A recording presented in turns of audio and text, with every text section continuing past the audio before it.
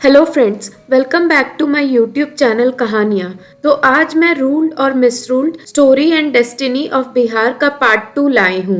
अगर आपने पहले के पार्ट को नहीं सुना है तो मेरे चैनल को सब्सक्राइब करें और उसे जरूर सुन लें। तो बढ़ते हैं आगे की कहानी की तरफ। बिहार राज्य के किडनैपर्स भी कहने लगे थे, यह आसान तरीका है पैसा कमाने का और आगे बढ़ने का। मारवाड़ी समाज के लोग जो ज्यादातर बिजनेस में होते हैं, पटना छोड़ पूरी तरह से दूसरे शहर बसने लगे थे। यह रोज रोज के गुंडे को पैसे देने और किडनैपिंग से वो तंग आ चुके थे। एक के बाद एक डॉक्टरों की किडनैपिंग भी लालू के राज्य में आम बात हो गई थी। लोगों ने उन्हें मसीहा समझकर राज्य का नेता बनाया था और उन्होंने मसीहा के नाम पर लोगों के भावनाओं के साथ बस अपने कोरे शब्दों से खिलवाड़ किया था। यहाँ तक कि मीडिया पर्सन भी लालू के राज्य में किडनैपिंग से नहीं बच पाए थे। राज्य के डीएसपी ओझा को अपनी ही सरकार के खिलाफ कोर्ट में केस लड़कर गुंडे मोहम्मद शहाबुद्दीन की गिरफ्तारी को लेकर सफाई पेश करनी पड़ी थी। लालू ने डायरेक्ट पुलिस स्टेशन कॉल करके पुलिस की सारी हायरार्की को तोड़ दिया था। सीनियर पुलिस कैसे खुद को प्रेरित कर पाते अपने काम का प्रति, इसका तो लालू ने कभी सोचा ही नहीं था। अब सुधार से ज्यादा उनका ध्यान बस सरकार बचाने पर था। पुलिस ट्रांसफर से लेकर पुलिस अपॉइंटमेंट तक सब में अपना दखल अंदाजी बनाए रखा था। पहला टेन्योर तो उनका मुस्लिम यादव करके निकल गया, जिसमें उन्होंने सही तरीके से उनका भी भला नहीं किया। कोई तरह के सिविल एग्जाम्स वक्त पर नहीं करवाए और दूसरा अध्याय खुद को चारा घोटाला से निकलने में बीत गया। लालू के राज्य में दो तरह के लोग ने राज कर अपना राजनीतिक आजीविका बनाया। एक तो उसके ससुराल वाले यानी राबड़ी के दो भाई साधु और सुभाष, दोनों ने मिलकर लालू के बच्चे बड़े न हो जाने तक राजनीति का पूरा आनंद लेते हुए अपने अपने लिए महलों सा घर बना लिया। यह तब तक चला जब तक लालू की बेटी मीशा ने अपने मामा का पंख काट देने का फैसला नहीं किया। लालू के राज्य में सब कुछ या तो उसके हिसाब से होता था या नहीं होता था। लालू की दूसरी बेटी रोशनी की शादी पर जबरन कार के शोरूम से 45 न्यू कार्स निकलवाए गए, फर्नीचर के शोरूम से 100 सोफे लिए गए और 7 लाख के डिजाइनर कपड़े, 50 केजी का मेवा और अलग अलग तरह की मिठाइयाँ। टाटा जैसी बड़ी कंपनी को इस जंगल राज्य में अपना शोरूम बंद करना पड़ा, दूसरे शहर में जाना पड़ा। लालू के साधु के पहुंच से किडनैपिंग का केसेस तो लालू जी हल कर पाते थे, पर उसी की मदद से अपनी ताकत का गलत इस्तेमाल भी करते थे, या तो अपने परिवार या अपने पार्टी के नेता के परिवार। लालू के राज में यही चलता रहा। दूसरे लोग जिन्होंने लालू के राज में राज किया वह है गुंडे लोग। मोहम्मद शहाबुद्दीन, पप्पू यादव, ऐसे हर जगह उसने गुंडों को पनाह दे रखा था। यह लोग भी अपने अपने राज्य में अपनी मनमानी करते, लोगों से हफ्ता वसूली करते और जो इनके इशारों पे ना चलते या इनकी मांग पूरी ना कर पाते उसे मार कर उसका पूरा परिवार खाली कर देते थे।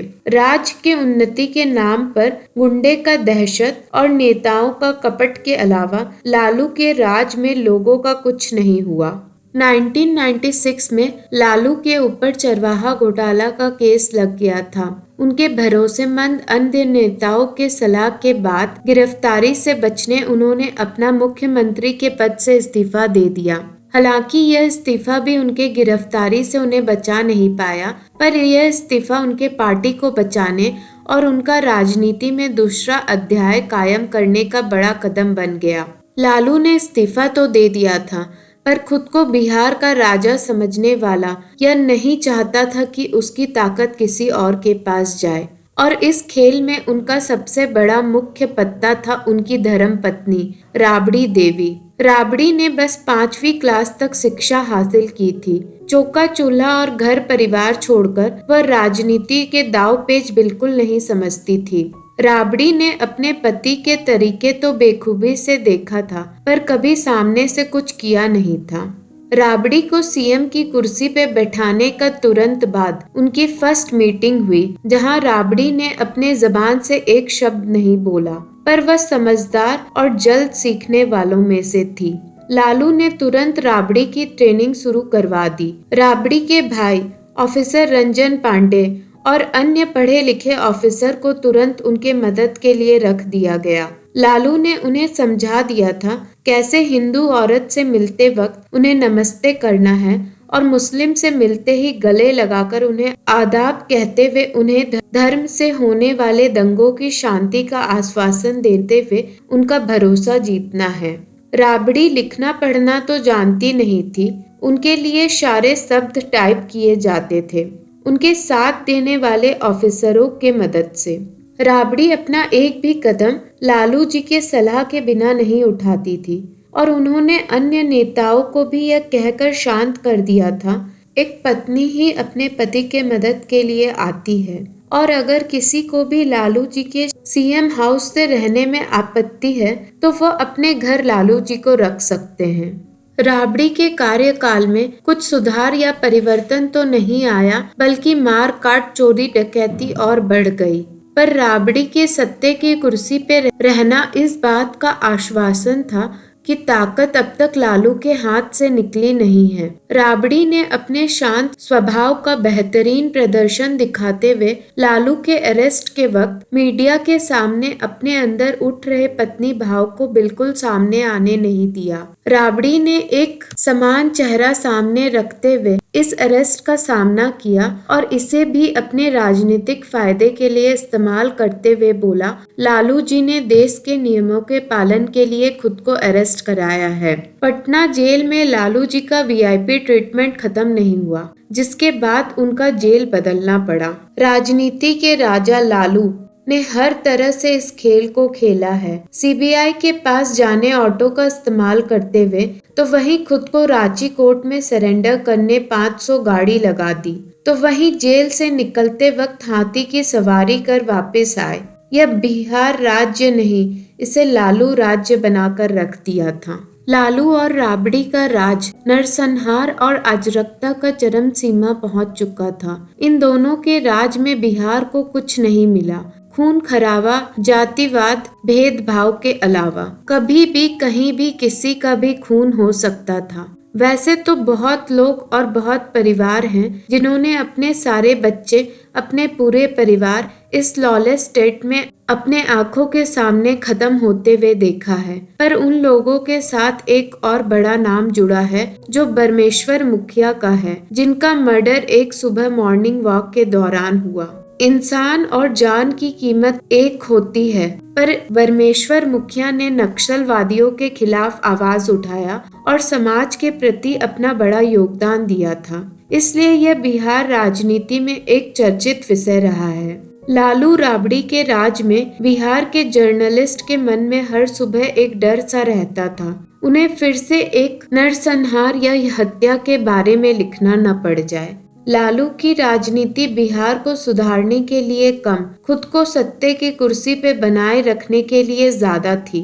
अब बारी थी नए बिहार की और नए सीएम नीतीश कुमार की। नीतीश कुमार और लालू दोनों ने अपनी राजनीतिक शुरुआत करीब साथ ही साथ किया था, पर नीतीश जी लालू की तरह भाग्यशाली नहीं थे। उन्हें बहुत कड़ी परिश्रम और मेहनत के बाद यह सीएम की कुर्सी मिली थी। वो बिहार वासियों और पुराने नेताओं को दिखाना और जताना चाहते थे वो बदलाव के लिए आए हैं। नीतीश ने लालू की मचाई हुई गंदगी सफाई करने का शुरुआत करते हुए सबसे पहले पान से मचाई गंदगी का सफाई करवाते हुए सारे सरकारी दफ्तरों को सुधारा। फिर आईटी को लाते हुए सारे रिकॉर्ड्स को कंप्यूटर के मदद से ऑनलाइन डेटा तैयार किया।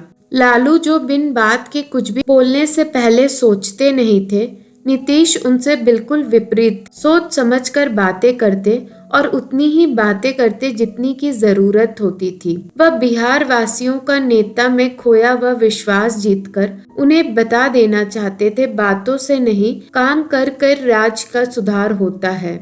लालू जो एक भी फाइल पढ़ते नहीं थे, नीतीश उन्हीं फाइलों के पीछे घंटों बिताकर अपने नोट्स तैयार करते थे। नीतीश जी जान चुके थे झूठ के ढोंग और अहंकार से लोगों का पेट नहीं भरा जा सकता है। लोगों को काम और विकास से ही जीता और उनका पेट भरा जा सकता है। नीतीश जी सुधार और विकास का लक्ष्य लेकर सीएम की कुर्सी पर आए थे और उन्होंने इस पर काम भी किया।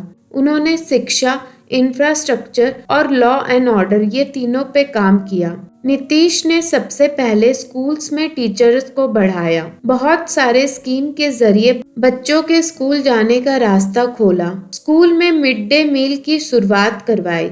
लड़कियों को साइकिल दिया। रेगुलर स्कॉलरशिप की योजना तैयार की। नीतीश का मुख्य मकसद सबसे पहले बच्चों को स्कूल लाने का था। यह बात भी सच है, ज्यादा से ज्यादा बच्चे स्कूल लाने के चक्कर में उन्होंने क्वालिटी पर कॉम्प्रोमाइज कर दिया था। टीचर अपना झूठा सर्टिफिकेट के जरिए यह नौकरी पा सकते थे।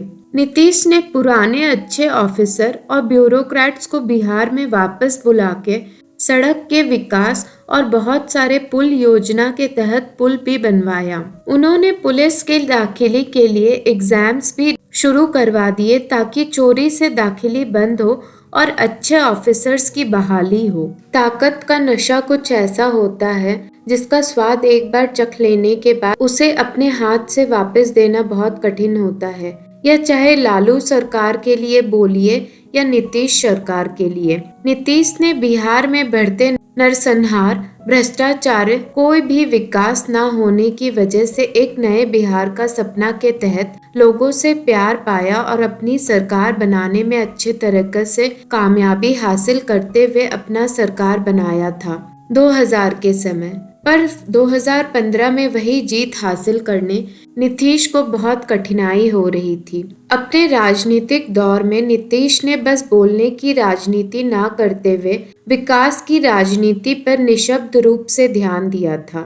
हर मुख्यमंत्री एक दिन प्रधानमंत्री बनने का सपना जरूर देखता है और यही सपना नीतीश ने भी 2014 के लोकसभा इलेक्शंस में देखा था।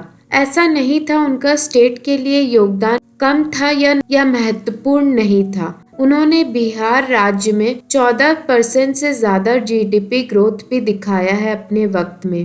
पर उन्होंने इंटरनेट का महत्व समझने में भूल कर दी। वो एक अकेले प्रतियोगी थे नरेंद्र मोदी के खिलाफ, जो प्रधानमंत्री की कुर्सी पर बैठने की ताकत रखते थे। पर उन्होंने अपने प्रचार पर ठीक तरीके से ध्यान नहीं दिया। सोशल मीडिया प्लेटफॉर्म ट्विटर के बढ़ते महत्व को नहीं समझा। अपनी सरकार का दिल्ली राज्य में रहने का महत्व को नहीं समझा और इन भूल की वजह से वह हार चुके थे। इस हार की जिम्मेदारी अपने कंधे पर लेते हुए उन्होंने सीएम के पद से इस्तीफा दे दिया। 2015 में वापस अपनी कुर्सी हासिल करने नीतीश की उत्सुकता बेकरारी में बदल गई। वो अपने खोए हुए कुर्सी पाने आतुर थे और उन्होंने नरेंद्र मोदी के रास्ते पर चलते हुए अपना प्रचार शुरू कर दिया। घर घर दस्तक योजना के तहत वोट अपील करने लगे। मोदी के जीत के पीछे मार्केटर प्रशांत किशोर को लेकर उन्होंने उसी तरह का अपना प्रचार अभियान शुरू कर दिया जैसे फिर एक बार नीतीश कुमार। यह सबसे जीत जरूर मिली उन्हें, पर यह जीत पहले की जीत से अलग थी। यह ताकत में बने रहने की जीत थी।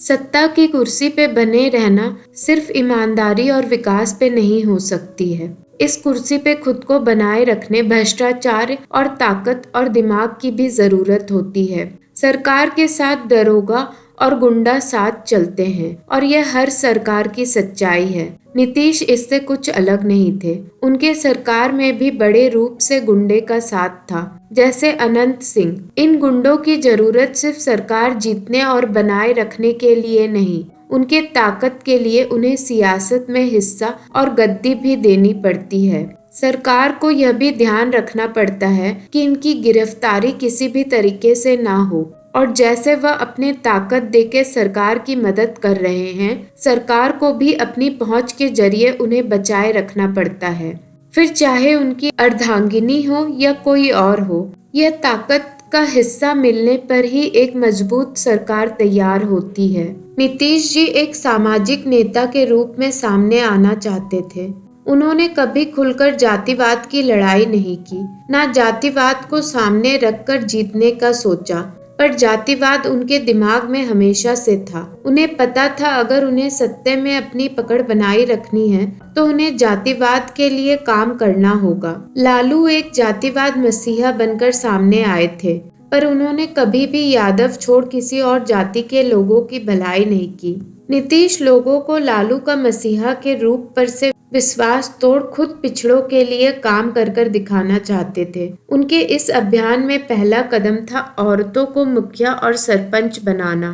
औरतें किसी भी जाति से क्यों न हो, समाज में पिछड़ी हुई ही कहलाती है। नीतीश ने औरतों के हाथों में ताकत देकर पहला बदलाव लाया था। अब बारी नीचे जाति और मुस्लिमों की थी। उन्होंने एक्सट्रीमली बैकवर्ड कास्ट को महादलित का नाम देते हुए अपने सरकार में उनके लिए बहुत सारे बदलाव और स्कीम्स लाए, जैसे school hostel, school uniform, cycle, बूढ़ों को फ्री रेडियो, लीज पर जमीन और अन्य स्कीम। मुस्लिम को जीतने के लिए उन्होंने 4000 से ऊपर कब्रिस्तान को घिरवाया, जो जातिवाद की लड़ाई का जगह था बिहार में। उन्होंने तलाकशुदा औरतों को 10,000 देकर उन्हें नई जिंदगी शुरू करने का मौका दिया। फर्स्ट डिवीजन वालों को 10,000 देना शुरू किया। अपने पार्टी में उन्हें सीट देना, भागलपुर राइट्स के पीड़ित शिकार का केस खोलना, उनके लिए पढ़ाई के क्षेत्र में अलग अलग रास्ते बनाना, गवर्नमेंट एम्प्लॉय का शुक्रवार की नमाज के लिए वक्त देना और भी अन्य बदलाव। वह मुस्लिमों का भरोसा जीतने में कामयाबी हासिल कर ही रहे थे, तभी फारबिसगंज में फायरिंग के दौरान 4 मुस्लिमों की मौत हो गई। पर नीतीश के मुस्लिमों के लिए उठाए हुए कदमों को नकारा नहीं जा सकता है।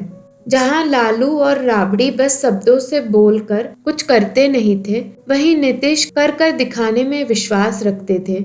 नीतीश अपर कास्ट को भी छोड़ना नहीं चाहते थे, इसीलिए उन्होंने कम इनकम वाले अपर कास्ट के लिए भी स्कीम्स लाया। सत्य की कुर्सी पर बैठा कौन ऐसा मुख्यमंत्री है जो प्रधानमंत्री बनने के सपने को नहीं देखता होगा, और ऐसा ही नीतीश के साथ था। नीतीश और नरेंद्र मोदी का राजनीतिक ग्राफ बिल्कुल एक तरह का था। दोनों ने एक वक्त पर शुरुआत की और अपने अपने स्टेट के लिए काम भी किया। बल्कि मोदी ने तो एक डेवलप्ड स्टेट गुजरात के लिए काम किया, पर नीतीश ने एक अनडेवलप्ड और करप्टेड स्टेट बिहार के लिए काम किया था। नीतीश ने जातिवादी की लड़ाई भी नहीं की, जिसमें मोदी सरकार पीछे नहीं हटी। नीतीश का मोदी के लिए चिड़चिड़ाहट हर राजनीतिक गठों में साफ नजर आता था। नीतीश यहाँ तक मोदी के साथ बैठ खाने का दावत तक ठुकरा चुके थे, पर समय और सत्ता के लोगों का साथ ना मिलने की वजह से नीतीश की कोशिश काम नहीं आई। ताकत के साथ आती है जिम्मेदारी और जवाबदारी। यह उन लोगों के प्रति है जिन्होंने भरोसा करके